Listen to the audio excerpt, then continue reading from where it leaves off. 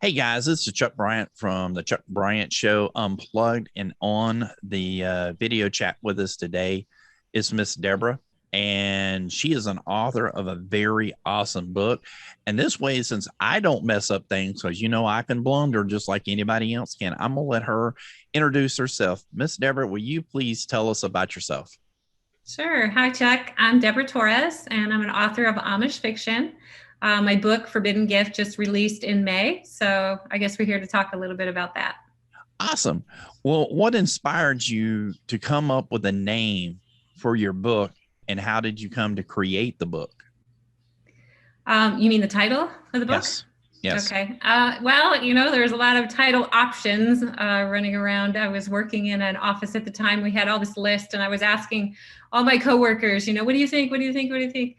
And one of the guys, he was a news reporter, and he said, "I like Forbidden Gift." He said because that has a level of intrigue in it. I want to know what's forbidden about her gift. So I thought, you know what? I'm going to pick that. So that's why I picked it. And I forget your other question. Was it why Amish fiction? Yes. Okay. So I loved reading Amish fiction for a very, very long time. And I knew I was always supposed to write a book. And I came to a point where I had read so many Amish books. I was like, I could write an Amish book. I haven't lived in Amish country, although we were living in northwestern Pennsylvania at the time. So we did have, the Amish in the grocery stores with us and could see them in the buggy line roads and the side of the road, the buggy lanes. So anyway, I was intrigued by the Amish subculture, and I read a lot of Amish fiction books, and I decided to write my own fiction book. So that's how it sort of started with me. I do have a certain niche, I believe, in Amish fiction. My tagline is real, raw, and compelling Amish fiction, because my goal is to go a little deeper than maybe some of the Amish fiction books are. I wanted to really dig into the rawness of the heart, and really some things to come out in relationship healing, and deepness and personalities as well. So Well, a lot of people that know a little bit about the Amish, all they know is they make some really good honey, or they're out of Pennsylvania. And actually, the Amish is all across North America. yeah. I was out in Kansas back in 2004, and I was out seeing some friends. And, the Amish is supposedly these people that live without electricity or something like that. They had a full-blown kitchen. They were cooking man, let me tell you something.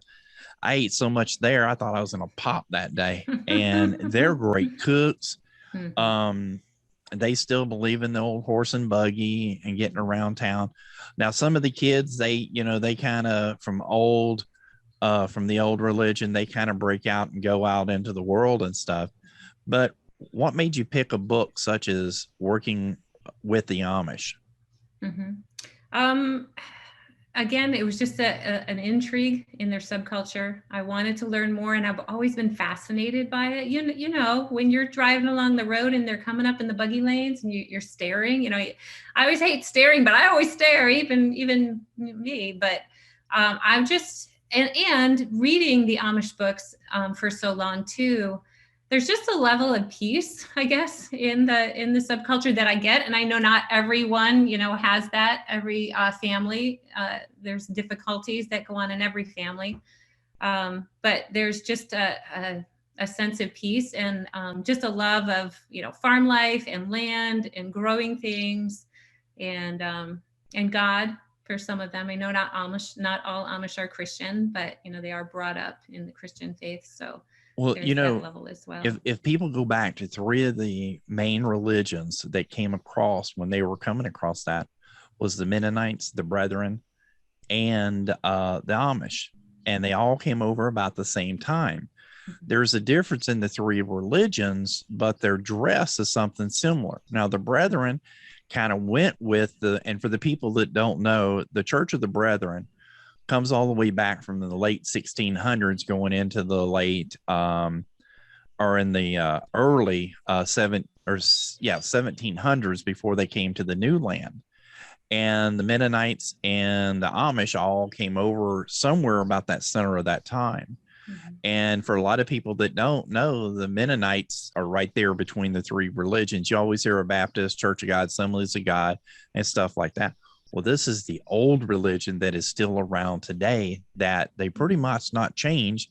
But the Brethren and the Amish and the Mennonites, they've kind of, it's like the Church of God Prophecy or the Assemblies of God or something else like that may have changed their name. Church of Christ may have changed their name, but the Amish has always been the Amish. And that just gives you a little bit of history because when I was studying to be a minister, one of the people in the Church of the Brethren says, go study religion. He gave me a list and I had to go look these people up on. And when I was studying to be ordained, that was one of my assignments because I had a personal from the Brethren that I worked with, which is now gone to be with the Lord. But it was very interesting in seeing how the different religions all kind of come together. And the Amish are such sweet people. And like I said, good cooks. They work really hard. Everything that's in their house, they make. They very seldom ever go get anything. That's the reason I was wondering if possibility in your walk, if maybe you had spent time with the Amish or something. Because to come to do, people that does a book, they do a lot of research. And you said that you read a lot of Amish books. I didn't know there were that many out there, but I'm sure that they have. Yeah, it's a very popular subgenre of Christian fiction. I honestly got most of my information from the books and the internet. I am in the process now as I work on book 2 of my series. Forbidden Gift is the first book in my series, Willowbrook, Secrets of the Pen. So I am working on book 2 and doing research. And this summer, actually, I'm planning a trip out to Shipshewana to do some research and to spend some time with other Amish and lovers of Amish fiction. But it's being in the community and observing. I wish when I lived in Northwestern Pennsylvania, I had this part of my journey. Like we've moved to Virginia since then, so I'm not quite as much around the Amish as I was. I actually took a little trip not too far away, about an hour away, to Amish country in the fall, just to go to an Amish auction and to a couple of Amish stores. There's just amazing. It's like stepping back in time. It's really because for the ones that don't know, like in Adams County, Ohio, which I grew up in, there is an Amish community that was there. I never knew it, but you would always see the Amish jellies or the Amish honey or something like that. Some of the family would get. And I didn't know up until probably about 3 years ago. I was up at my sister. She lives up in West Union, Ohio. And I was up at her house and they had bought some Amish stuff. And I said, sis, they sell this at Walmart or something? They said, no, they sell it right here in Adams County. And I go, where? Because and she told me where they were.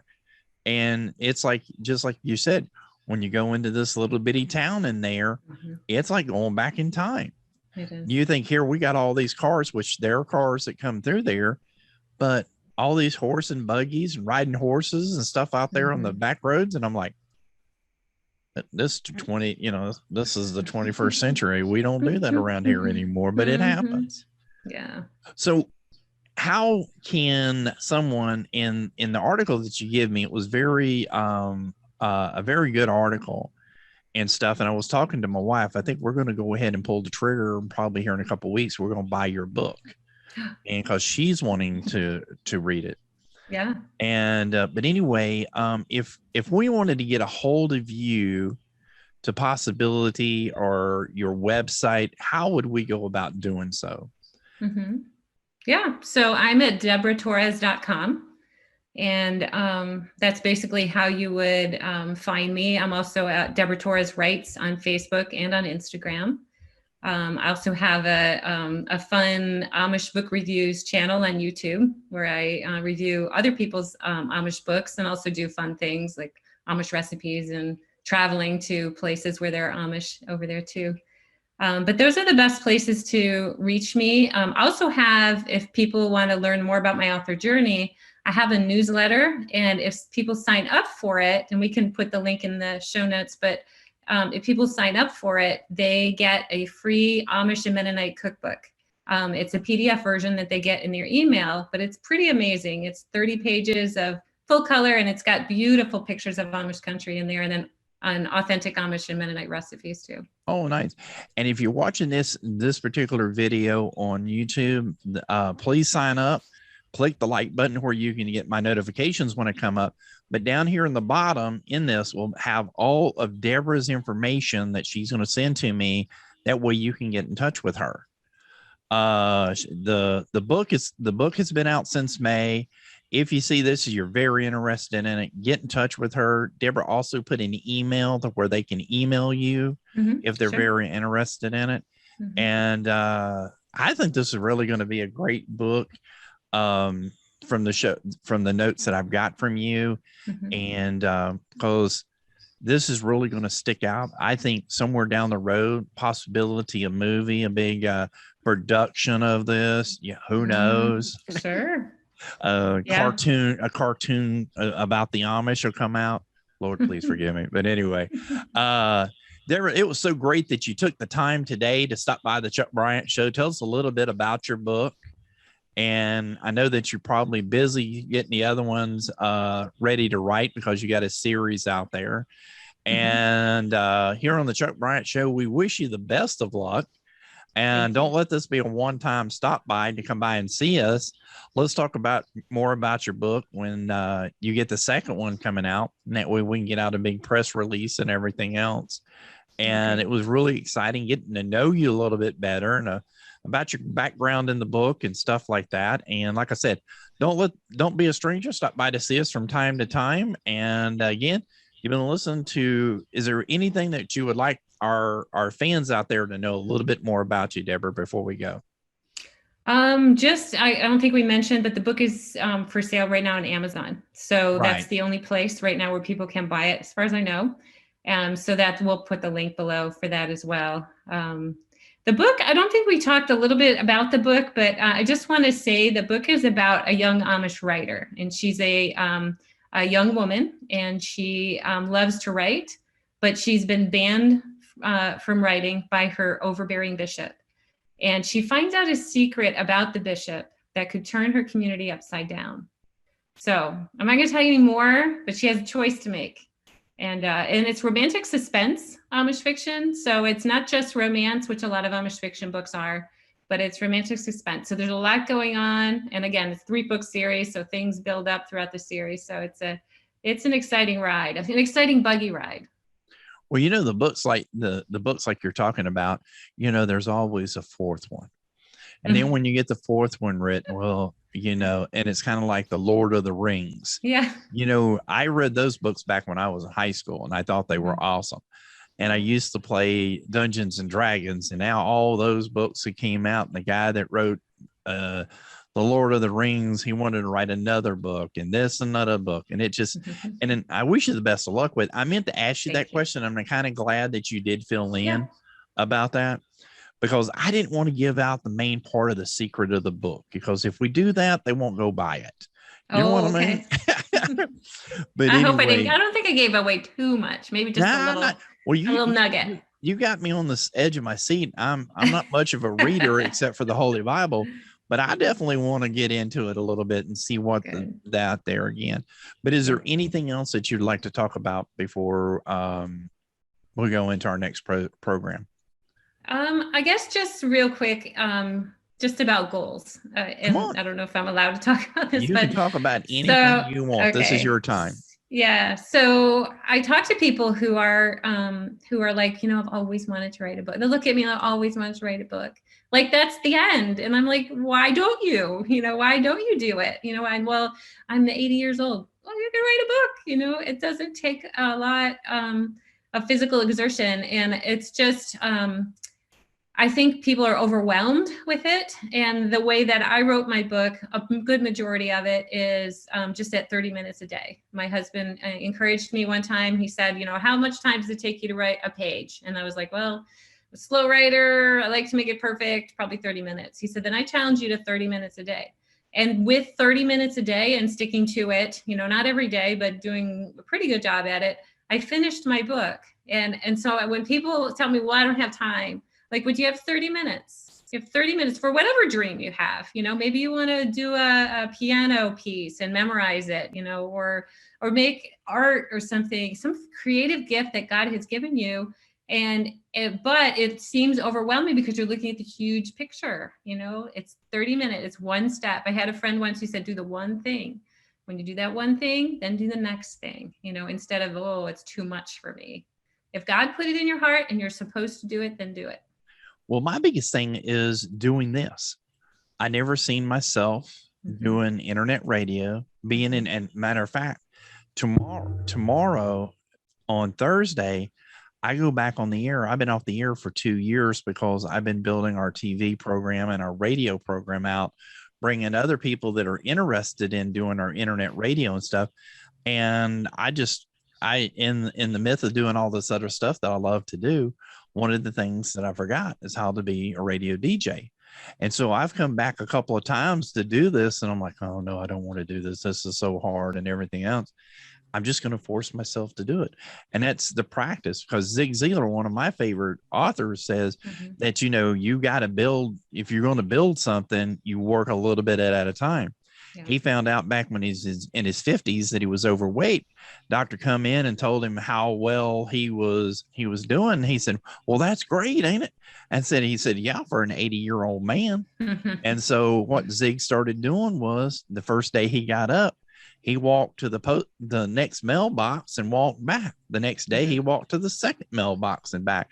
And it's kind of like you're saying, you took 30 minutes to build up your day, and you sit down in a nice quiet place. I don't hear nothing in there, so that's a good sign. And you just built it up from that. You're going on. And that's the way I did with radio. I had to find a quiet place, close the door. And you in the background, you can see the stuff that I have sitting up there. I got a camera where I can go out and shoot my podcast. I got a mobile green screen that I've got. And I got another one that's behind me that I could go set up someplace. But it takes a lot of time and a lot of study on how you're going to do something. And I applaud you. If I had my soundboard on, I'd go give you a bunch of claps. But the thing about it is, it does take a lot of time. It does take it. And I've never written a book. My wife, she would love to write a book. And this might be a good time to, maybe you and her do an interview and talk about the book. But the thing about it is that you got to live your dream. And it reminds me of a Christmas song. I say it all the time. Reminds me of Santa Claus going to town. It takes one step in front of the other. And pretty soon you'll be walking out that door. And that's the way we have to treat life. If we're so scared, hiding behind our shadows and everything else, we have to break free. We have to get out there and do something. 20 years ago, I would have told you, no way, Jose, would you get me to where I'm at now. I've got over 150 interviews in my path, some good, some not so good. But you know what? Each time I get better doing one each time. And just last week, I had 5 interviews with some big celebrities in gospel music and shows and stuff. And I'm really doing that. And I hope you very much success in this book. Deborah, you've worked really, really hard to get to where you're at. And may God bless you and what you're doing, and helping build those little footsteps that this is going to be something that people's going to be talking about for generations to come. Okay. Thanks, Chuck. You're welcome. Hey, catch Deborah's book, all the information on YouTube, and I will be putting a screen on the video behind this. Catch us on YouTube and Facebook on the Chuck Bryant Show Unplugged. I'm Chuck Bryant. Until next time. Hey guys, we appreciate you so much.